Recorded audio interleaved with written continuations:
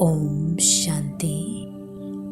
आज के बाबा के 11 तारीख के महावाक्य हैं। आज बाबा ने कहा, मीठे बच्चे, पहले अपने ऊपर रहम करो, फिर आपका फर्ज है अपने परिवार को स्वर्ग में चलने का सही रास्ता बताना। इसलिए उन्हें भी लायक बनाने का पूरा पुरुषार्थ करो। प्रश्न है, तुम किस रेस के आधार से शिवालय के मालिक बन जाएंगे? तुम किस रेस के आधार से शिवालय के मालिक बन जाएंगे? आंसर है, फॉलो फादर। सिर्फ एक जन्म पवित्रता की प्रतिज्ञा करो, नरक से दिल हटा दो। शिव बाबा तुम्हारे लिए शिवालय स्थापन कर रहे हैं, जहाँ तुम चैतन्य में राज्य करेंगे। धंधा धोरी करते बाप और स्वर्ग को याद करने से राजाई का तिलक मिल जाएगा, अर्थात शिवालय के मालिक बन जाएंगे। गीत है, तुम ही हो माता पिता तुम ही हो। ओम शांति। कुछ ना कुछ कहना पड़ता है। ओम शांति व शिवाय नमः, परमात्माय नमः कहते हैं ना। ओम शांति हम कहते हैं। यह है अपना और बाप का परिचय देना। वह महिमा भक्त लोग करते हैं। त्वमेव माता च पिता त्वमेव, तुम तो बच्चे हो जिसकी महिमा भक्त लोग भक्ति मार्ग में करते हैं। आज वह बाप आपके सम्मुख बैठा हुआ है।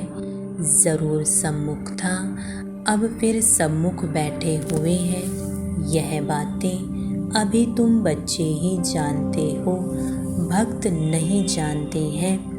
तुम बच्चे जानते हो, एक ही बाप है जिसकी महिमा हो रही है। वह बाप तुम बच्चों को कितना सुख दे रहे हैं, जो तुम फिर 21 जन्मों के लिए कभी दुखी नहीं होने वाले हो। ऐसे बाप के सम्मुख तुम बैठे हो। तुम जानते हो, यह हमारा बेहद का बाप है, जो हमको स्वर्ग के सुख देने के लिए सर्विस कर रहे हैं।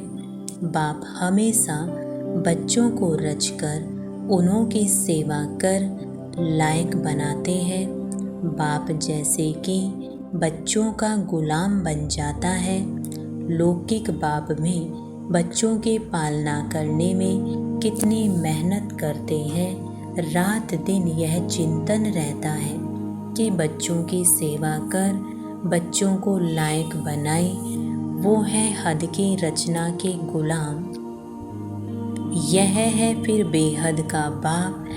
यह भी कहते हैं, बच्चे पूरा फॉलो करो और पूरा वर्षा लेकर स्वर्ग के मालिक बनो। बच्चों पर हमेशा रहम करना होता है। जो सेंसिबल बाप होगा वह कहेगा, बच्चों को भी क्यों ना साथ साथ यह सच्ची कमाई भी कराएं। लौकिक बच्चों की स्थूल पालना तो आधा कल्प से करते हैं। बच्चों की पालना कर बड़ा बनाया, लायक बनाया, बच्चों के लिए विल किया बस। शरीर छोड़ा जाकर दूसरा जन्म लेंगे, वह हुआ हद का बाप। यह है फिर बेहद का बाप। वह हद का ब्रह्मा है। रचना रच फिर उनका गुलाम बनते हैं। बहुत मेहनत करनी पड़ती है। कहाँ बच्चे कुसंग में खराब ना हो जाए, नाम बदनाम ना करें, परंतु वह हो गया अल्पकाल का सुख। उन्हें यह पता नहीं बच्चा सपूत निकलेगा या कपूत। कई ऐसे कपूत निकलते हैं जो एकदम खाना खराब कर देते हैं।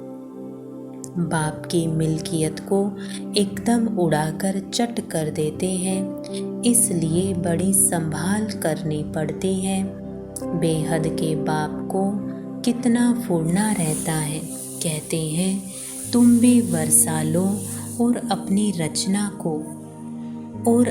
रचना को भी वर्षा दो।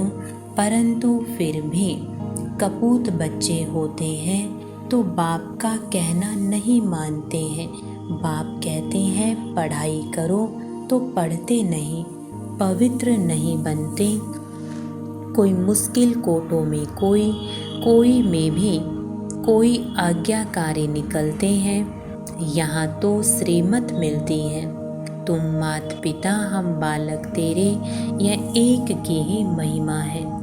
परंतु मनुष्य ना जानने के कारण श्री कृष्ण के आगे, लक्ष्मी नारायण के आगे कहेंगे तुम मात पिता। यह भी अंधश्रद्धा है। अब लक्ष्मी नारायण प्रारब्ध भोगते हैं, उनको अपने बच्चे हैं, हम उनको कैसे कहते हैं तुम मात पिता। वास्तव में यह महिमा एक की ही है। गीत में सुना कि ऊंचे ते ऊंचा है शिव बाबा, सबका सदगति दाता, सबको शांति धाम सुख धाम में ले जाने वाला। तो ऐसे बाप के श्रीमत पर ज़रूर चलना चाहिए। समझते भी हैं मात पिता से ही 21 जन्मों के लिए सुख घनेरे मिलते हैं। परंतु ऐसे श्रीमत पर कोई मुश्किल चलता है, बहुत ऊंचा वर्षा मिलता है। बाप कहते हैं मैं तुम बच्चों के लिए हथेली पर बहिश्त लाया हूँ। जब श्रीमत पर चलो तब लायक बनो। कदम कदम पर मत लेनी है, मत पर नहीं चलते तो ऊंच पद पा ना सके। स्वर्ग में लक्ष्मी नारायण का राज्य था, यह किसको पता ही नहीं। आगे हम भी कहते थे फलाना स्वर्गवासी हुआ, अथवा सन्यासी कोई मरेंगे तो कहेंगे ज्योति ज्योत समाया। परंतु जाता कोई नहीं है। जीवन मुक्ति व मुक्ति दाता एक ही बाप है। वह ना आए तब तक कोई जा ना सके। वह है निराकारी दुनिया, निराकारी बाप और निराकारी आत्माएं वहाँ रहती हैं, जिसको परम धाम भी कहा जाता है। साइंस घमंडी समझते हैं यहाँ ही जन्मते और मरते हैं। जैसे मच्छर, सृष्टि के चक्र का किसको भी पता ही नहीं। सर्वव्यापी के ज्ञान से कोई कुछ भी समझ ना सके। अब तुमको बाप मिला है, कहते हैं बच्चे, अब वापस चलो। मैं कल्प पहले मुआफिक सबको ले जाने आया हूँ। तुम्हारी आत्मा में बहुत खाद पड़ी है। सबकी आत्मा तथा शरीर आयरन एज्ड हो गए हैं। उनको फिर से सतो प्रधान बनना है। तुम बच्चों की आत्मा सतो प्रधान थी, तब गोल्डन एज्ड वर्ल्ड थी। पवित्र आत्मा का पवित्र सोने जैसा शरीर था, उसको सच्चा जेवर कहा जाता था। अब तो क्या हो गया है, 1% भी सच्चा सोना नहीं रहा है, खाद पड़ी हुई है। अब बाप कहते हैं सिर्फ मुझ बाप को याद करो तो सच्चा सोना बनते जाएंगे। आत्मा उड़ने लग जाएगी। अभी पंख टूटे हुए हैं। जैसा पुरुषार्थ करेंगे वैसा पद पाएंगे। कितनी ऊंची पढ़ाई है। भगवानोवाच, मैं तुमको राजयोग सिखलाता हूँ, जिससे तुम राजाओं का राजा बनेंगे। विकारी पुजारी राजाओं के भी पूज्य बनेंगे। गाया भी है, आपे ही पूज्य आपे ही पुजारी। तुम जानते हो हम सो पूज्य देवी देवता थे, फिर हम सो पूज्य चंद्रवंशी बने। हम सो पूज्य और पुजारी बनते हैं। बाप आकर पुजारी से पूज्य बना रहे हैं। अब ज्ञान जिंदाबाद हो रहा है। ब्रह्मा सो ब्रह्मा कुमार कुमारियों की रात अब पूरी होती है। रात कब से आरंभ होती है यह शास्त्रवादी नहीं जानते हैं। ब्रह्मा का दिन, सतयुग, त्रेता, द्वापर के आदि से रात शुरू होती है। ये सब बातें तुम बच्चों की बुद्धि में है। अब 84 जन्म पूरे कर हम फिर से राज्य भाग्य भोगेंगे।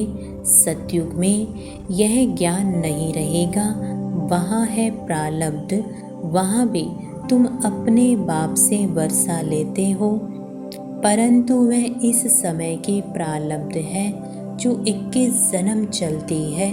भारत पर ही सारा खेल है। सतयुग में जो देवी देवताओं का राज्य था वह अभी आसुरी बना है। प्रजा का प्रजा पर राज्य है। बाप कहते हैं बच्चे, hear no evil, see no evil. बंदर का एक चित्र दिखाते हैं। इस समय मनुष्य बंदर मिसल बन पड़े हैं, इसलिए बंदर के शक्ल दिखाते हैं। बात इस समय की है। इसको कहा जाता है रौरव नर्क। बिच्छू टिंडन मिसल एक दो को काटते रहते हैं। बच्चे बाप का भी खून कर देते हैं। माया ने सबको डर्टी बना दिया है। भारत हेवन था, अब हेल है। 84 जन्म भी भारतवासियों के हैं। बाप कहते हैं मैं कितनी समझानी देता हूँ। कहते हैं I am most obedient father, father servant, teacher servant, Guru servant. अब मैं आया हूँ। पंडे लोग भी यात्री के सर्वेंट होते हैं, रास्ता बताने वाले। अब मैं तुम बच्चों को स्वर्ग ले चलने के लिए गाइड बना हूँ, लिबरेट करता हूँ। हिस्ट्री रिपीट ज़रूर होगी। ग्रंथ में भी कहते हैं कि है भी सत, होसी भी सत, एक ओंकार, यह परमात्मा की महिमा है। एक तरफ कहते हैं अजोनी, दूसरे तरफ कहते हैं सर्वव्यापी है। जिधर देखता हूँ तू ही तू है, यहाँ हम आए हैं मौज करने, ऐसे बहुत ही कहते हैं। अब बाप कहते हैं बच्चे, यह सब बातें तुम्हें डुबोने वाली है। सर्वव्यापी का ज्ञान डुबो देता है। बाप कितना समझाते हैं। कोई तो झट निश्चय करते हैं कि बाप से वर्षा लेना है। इन जैसा स्वीट फादर मिल नहीं सकता। स्वर्ग की स्थापना करने वाला बाप है। जब बाप मिले तब ही हम स्वर्ग के मालिक बने। ऐसे बाप को झट अपना बनाना चाहिए। मुझे तो बच्चे चाहिए जो कल्प पहले बने थे, वो ही आकर सपूत या कपूत बनेंगे।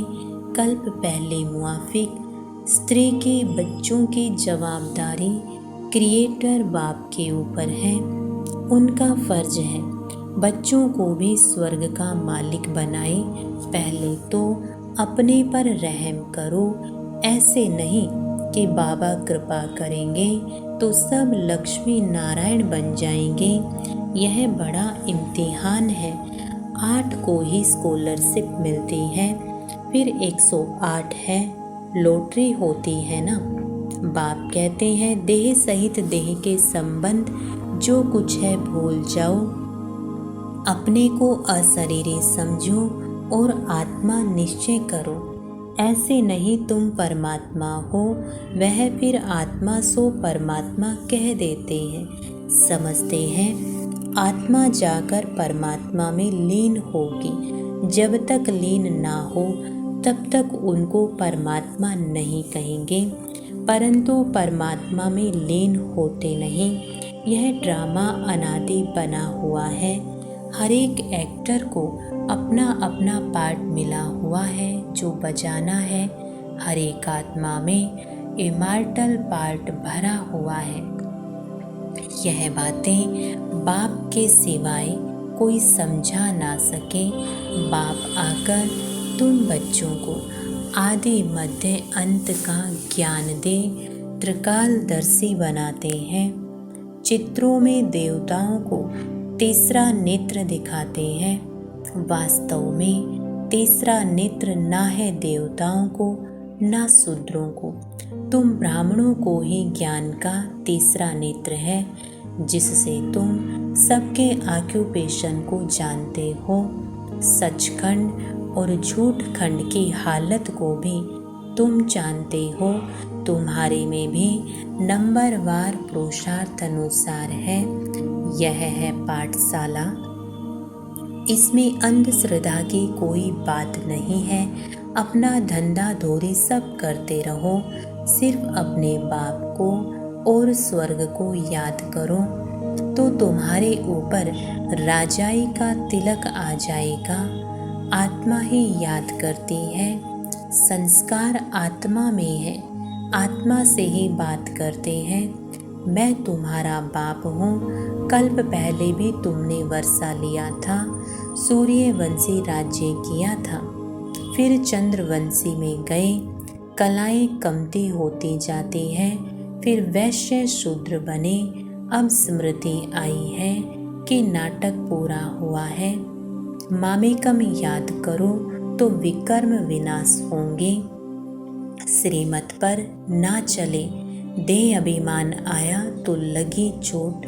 फिर बृहस्पति की दशा बदलकर राहु का ग्रहण बैठ जाता है। फारकती दी तो रौरव नरकवासी बन जाते हैं। बाप कहते हैं ऊंच पद पाना है तो रेस करो। अभी ऊंच पद पाएंगे तो कल्प कल्प पाते रहेंगे। सिर्फ एक जन्म के लिए पवित्रता की प्रतिज्ञा करो तो 21 जन्म स्वर्ग के मालिक बनेंगे। अब नरक से दिल को हटा दो। शिव बाबा तुम्हारे लिए शिवालय स्थापन कर रहे हैं, जहाँ तुम चैतन्य देवताएं राज्य करेंगे। तो क्या शिवालय का मालिक बनना चाहते हो? फॉलो मदर फादर, जो कुछ है सब तुम बच्चों के लिए है। राजा भी तुम बनेंगे, तुम ही थे, अब रंक बने हो। और धर्म वालों की बात नहीं, देवी देवता धर्म वाले ही और धर्मों में कन्वर्ट हो गए हैं, इसलिए हिंदुओं की संख्या कम हो गई है। नहीं तो भारत की संख्या सबसे जास्ती होनी चाहिए। तुमको भगवान पढ़ा रहे हैं, कितना ध्यान देना चाहिए। यह बड़ी वंडरफुल पढ़ाई है। बूढ़े बच्चे जवान सब पढ़ते हैं, बीमार भी पढ़ सकते हैं। अगर बाप और वर्षे को याद ना किया तो माया थप्पड़ मार देगी। ब्लड से लिख देना चाहिए, मैं रात दिन बाबा को याद करूँगा, शिव बाबा का हाथ पूरा पकड़ूंगा, जो बाबा कहेगा सो करूँगा। शिव बाबा कहते हैं बच्चों की संभाल करो। जो बच्चे उनसे 2 मुट्ठी शिव बाबा की सर्विस में लगा दो। जो बच्चे उनसे 2 मुट्ठी शिव बाबा की सर्विस में लगा दो, फिर उनका एवजा तुमको इतना मिलेगा जितना साहूकार का लाख देने से बनेगा। प्रत्यक्ष फल मिल जाता है। अच्छा, माता पिता बाप दादा का मीठे मीठे सिकेल दे बच्चों प्रति याद प्यार और गुड मॉर्निंग। रूहानी बाप के रूहानी बच्चों को नमस्ते। हम रूहानी बच्चों की रूहानी बाप दादा को गुड मॉर्निंग और नमस्ते। धारणा के लिए मुख्य सार है। पहला पॉइंट, देह तथा देह के सर्व संबंध भूल अशरीरी आत्मा बनने का अभ्यास करना है। बाप से श्रीमत लेकर कदम कदम उस पर चलना है। दूसरा पॉइंट, पढ़ाई पर पूरा पूरा ध्यान देना है। दृढ़ संकल्प करना है कि रात दिन एक बाबा की ही याद में रहूँगा और बाबा जो कहेंगे मैं अवश्य करूँगा। Hear no evil, see no evil. वरदान, एक क्षमा के पीछे परवाने बन, फिदा होने वाले कोटों में कोई श्रेष्ठ आत्मा भाव। एक क्षमा के पीछे परवाने बन, फिदा होने वाले कोटों में कोई श्रेष्ठ आत्मा भाव। स्पष्टीकरण है, सारे विश्व के अंदर हम कोटों में कोई में भी कोई श्रेष्ठ आत्माएं हैं जिन्होंने स्वयं अनुभव करके यह महसूस किया है कि हम कल्प पहले वाली वही श्रेष्ठ आत्माएं हैं जिन्होंने स्वयं को बाप क्षमा के पीछे फिदा किया है। वे चक्र लगाने वाले नहीं, परवाने बन फिदा होने वाले हैं। फिदा होना अर्थात मर जाना, तो ऐसे जल मरने वाले परवाने होना, जलना ही पाप का बनना है। जलना अर्थात संपूर्ण परिवर्तन होना। स्लोगन है, बाबा के मिलन की और सर्व प्राप्तियों की मौज में रहना ही संगम युग की विशेषता है। बाबा के मिलन की और सर्व प्राप्तियों की मौज में रहना ही संगम युग की विशेषता है। ओम शांति।